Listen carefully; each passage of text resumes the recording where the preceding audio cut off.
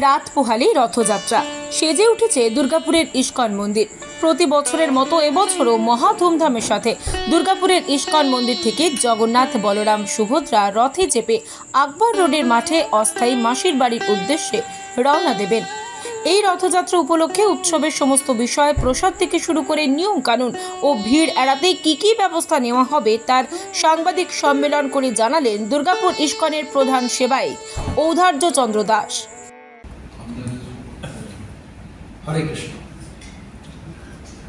আগত রথযাত্রা উপলক্ষে সমগ্র নগরবাসীকে জানাই ইস্কনের পক্ষ থেকে আন্তরিক অভিনন্দন এবং শুভেচ্ছা।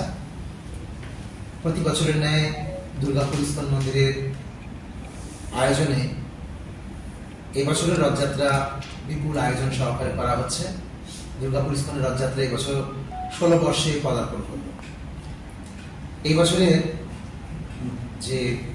যে রাস্তায় রথ যাবে, আমাদের নেতাজি সুভাষ রোডের যে ইস্কন মন্দির রয়েছে সেই মন্দির থেকে আশিস মার্কেট, রামকৃষ্ণ অ্যাভিনিউ,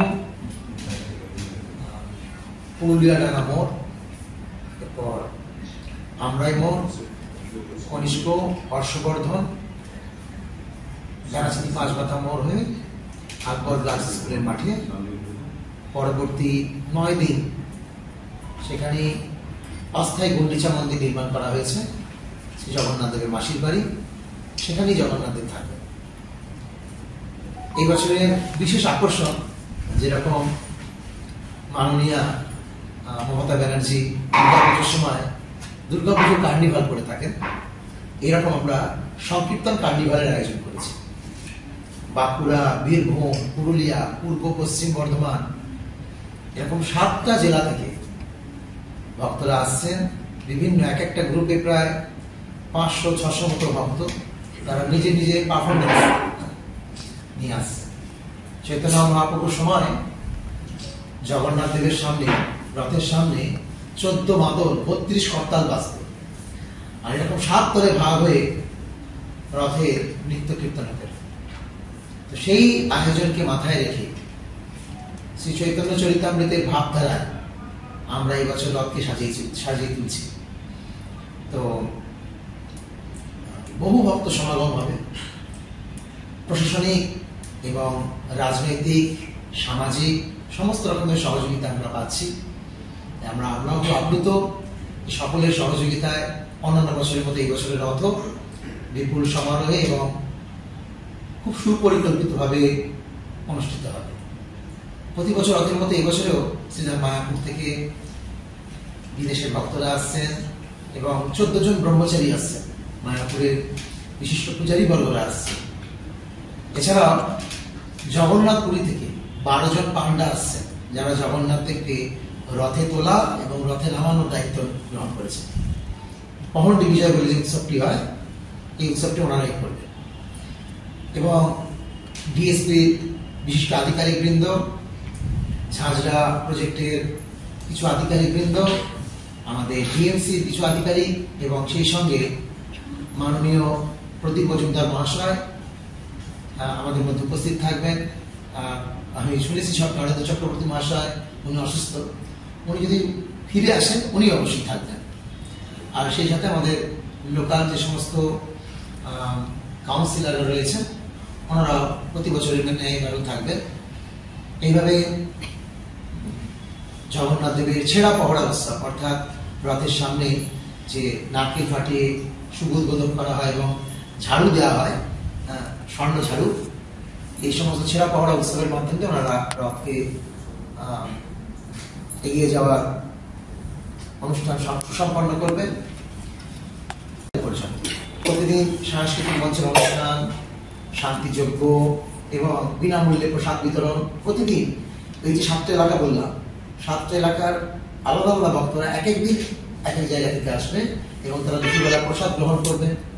প্রতিদিন মায়াপুর থেকে মহারাজরা আসবেন, তাদের শ্রীমুখ থেকে বীর্যবতী হরিকথা 10টা থেকে 10:30 থেকে 12টা, আবার সন্ধ্যে 7:15 থেকে 8:15, এইভাবে চলতে থাকবে 2 বার করে। এইভাবেই রথযাত্রা। রথযাত্রা বলতে জানি জিলাপি আর পাঁপড় ভাজা। কিন্তু আসলে রথযাত্রা মানে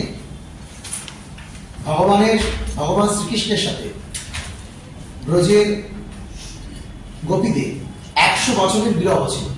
কুরুক্ষেত্রে একসময় সূর্যগ্রহণ হয় এবং সেই সূর্যগ্রহণে ব্রজগোপীদের সাথে কৃষ্ণের পুনরায় দেখা হয়। তখন গোপীরা কৃষ্ণকে অনুরোধ করে পুনরায় বৃন্দাবন যাওয়ার জন্য। সেই ভাবটি হচ্ছে রথ, কৃষ্ণকে নিয়ে পুনরায় বৃন্দাবন যাত্রা। একবার ব্রজে চলো ব্রজনাথ, দিনেক দুয়ের মতো, এই পদাবলীও আছে। সেটাই হচ্ছে রথযাত্রা। এমনিও যে জগন্নাথ মন্দির পুরীতে, জগন্নাথ মন্দিরটি হচ্ছে দ্বারকা। আর যে মাসির বাড়ি আমরা মাসির বাড়ি বলি, আসলে ভগবানের কি আর মাসি পিসি আছে? ওইটা হচ্ছে সুন্দরাচল। জগন্নাথের থাকে নীলাচলে, যান সুন্দরাচলে। এই 2.5 কিলোমিটার পথ, এটি হচ্ছে বৃন্দাবন। পুরী একটি এমন ধাম যেখানে 3টে ধাম একসাথে রয়েছে। সমুদ্র থেকে জগন্নাথ মন্দির পর্যন্ত এলাকা, এটা হচ্ছে নবদ্বীপ ধাম। জগন্নাথ মন্দিরটি হচ্ছে দ্বারকা ধাম। জগন্নাথ মন্দির থেকে মাসির বাড়ি, এটা হচ্ছে বৃন্দাবন ধাম। একসাথে 3টে ধামের সমাবেশ জগন্নাথ পুরীতে রয়েছে। তো সেই ভাবধারায় গৌড়ীয় বৈষ্ণবরা বজায় রেখে রথযাত্রা অনুষ্ঠান করে। আমরা জগন্নাথের সামনে যে নৃত্য গীত করি, এই ব্রজের ভাবে কৃষ্ণকে বৃন্দাবনে নিয়ে যাওয়া হচ্ছে এইভাবে। কি হবে রথের দিন? তো কিভাবে হবে বলতে, রবিবার পড়েছে রথ। ভগবানকে এক এক দিন এক এক রকমের কালারের ড্রেস পরানো হয়। সোমবার সাদা, মঙ্গলবার লাল, বুধবার সবুজ, বৃহস্পতিবার হলুদ, শুক্রবার গোলাপি, শনিবার নীল, আর রবিবার 7 রঙের, মানে মাল্টি কালার।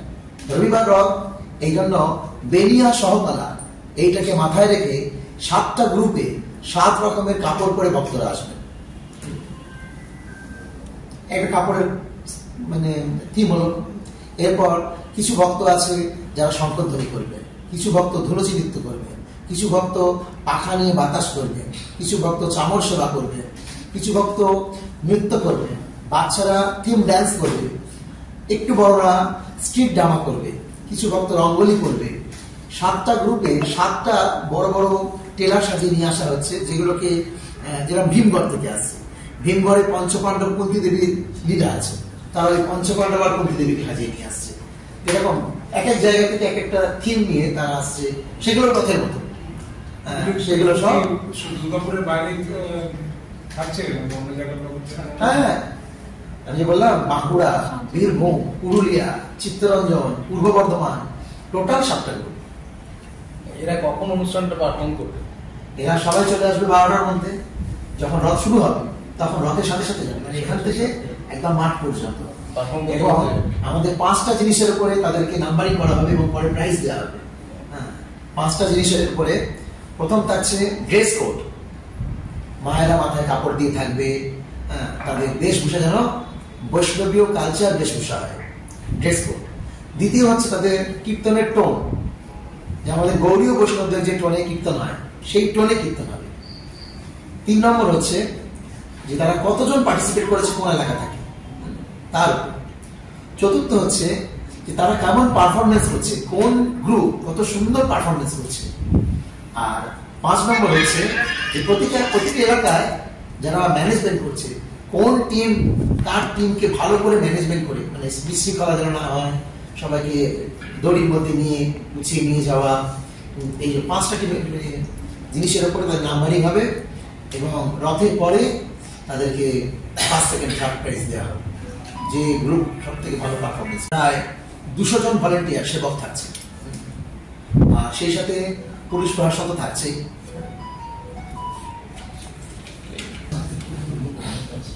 আমাদেরও নিশ্চয়ই এখানে কিছু এমন ব্যবস্থা থাকবে ভিড়টাকে কন্ট্রোল করার জন্য, অ্যাম্বুলেন্স রাখা, ফার্স্ট এড প্রথমে একটা মানুষের সমান মতো করে থাকছে, 2টো জলের গাড়ি থাকছে, আচ্ছা ফার্স্ট এড থাকছে, সব থাকছে। আর যেটা আপনারা বলছেন যে পদপিষ্ট, রাস্তায় অতটা ভয় নেই, কারণ আমাদের রাস্তায় যে রথটা যায়, রথ অনেক পিছনে, ভক্তরা শৃঙ্খলা ভাবেই যায়। আর যারা গাড়ি নিয়ে যায় সেখানেও তারা খুব মানে আমাদেরকে সহযোগিতা করে। সমস্যা যখন রথ পৌঁছায় মাঠে, সেই সময় গেট ছোট, মাঠে অলরেডি লোক রয়েছে, এতগুলো লোক গিয়ে ঢোকে ওই সময়। তো প্রশাসনের তরফ থেকে আমরা অনেক সহযোগিতা পাচ্ছি এবং মাঠেও যে সমস্ত ক্লাবের ছেলেরা আছে, আমাদের ভক্তরা আছে, তারা পূর্ণ সহযোগিতা করবে বলছে। এবং সেখানে আমাদের ওখানে অনেক মুসলিম ভাইরা আছে, তারাও বলছে যে প্রভুজি আমরাও সহযোগিতা করবো, এই রথ কেবল ইসকনের নয়, আমাদেরও রথ। এইভাবে সকলের সহযোগিতা আছে, তা এমন ভগবানের ইচ্ছা। না এই দুর্ঘটনা ঘটার পরে আরো অবশ্যই, সতর্কতা সাবধান থাকা অবশ্যই ইচ্ছা। আর নিরাপদ ব্যুরো রিপোর্ট, ভারত মুখ।